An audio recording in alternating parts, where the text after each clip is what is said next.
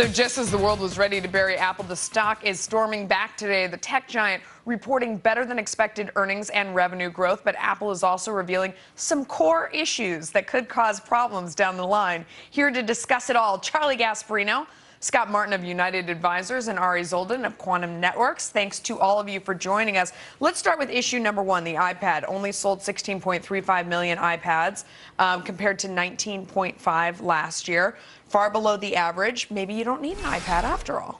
I don't think so. And shockingly, I don't think anybody would have said that about 6 or 12 months ago. Today, your mobile phone, your smartphone is so robust and could do everything and then some, especially more than your tablet. So why schlep around this huge platform? This is the ultimate barometer. Charlie, do you have an iPad?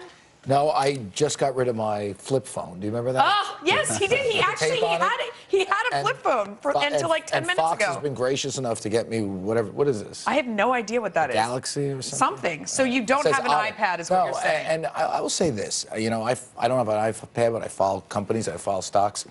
There seems to be no real reason for the stock to be up there. Okay, I know they had better than expected earnings, but what you really do worry about with Apple is innovation. How are they innovating? Right. How are they getting new products? Where are those new products? It's going to make money, but you do worry about the future, and it's something that we've drawn attention to here. The board, I know, is worried about whether Tim Cook has got the sort of DNA that Steve Jobs had in terms of making this for the future. Invent a new product, because in the meantime, it seems like their current products, the iPad at least, is lagging, is sagging. What do you think, Scott Martin? It's definitely sagging and lagging, and I'm glad Charlie got rid of that Motorola StarTech that he had, because I want it. Here's the thing, though. You know what? He brings up something important. Pay for it. It's an antique now. Okay, maybe 1,000. I saw the brick. Actually, I saw his brick phone in the in the green room. So.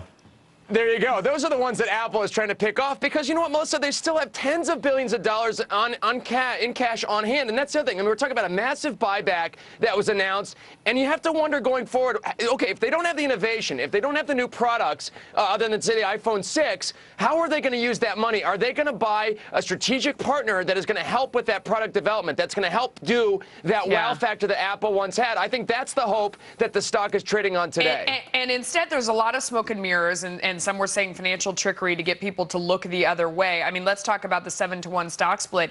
Does it attract the wrong kind of crowd? I mean, does it bring in traders that want to trade in and out of the stock rather than people that want to buy and hold? Charlie, what do you think? To some extent, but when the stock is this high, it's not a bad thing to start splitting. Ari, what do you think? And money's money. There's no, green is green. There's no, to say it attracts the wrong, I mean, can you attract the wrong dollars? Well, because they come in, they come out. They sell on a whim. They buy on a whim. But that's only a fraction of the market. That's only a fraction of the market, that's only, You agree? Yeah, and it's now. I mean, I think the big problem here is innovation. I keep bringing that. That is the future. And listen, I'm not a tech expert, but I read enough to know that what's the next product for them, and do they have something in the pipeline? And but it's also management. It's also, you brought up Tim Cook too, so I think a lot of people are looking at the management as well. I think he's good. I think he's good. I don't think he's great. I don't think he's bad. I think he's good. He's a good manager, but should he be in that role? I think at the moment, I think he's doing a good job. I mean, the other big thing, a $30 billion stock buyback.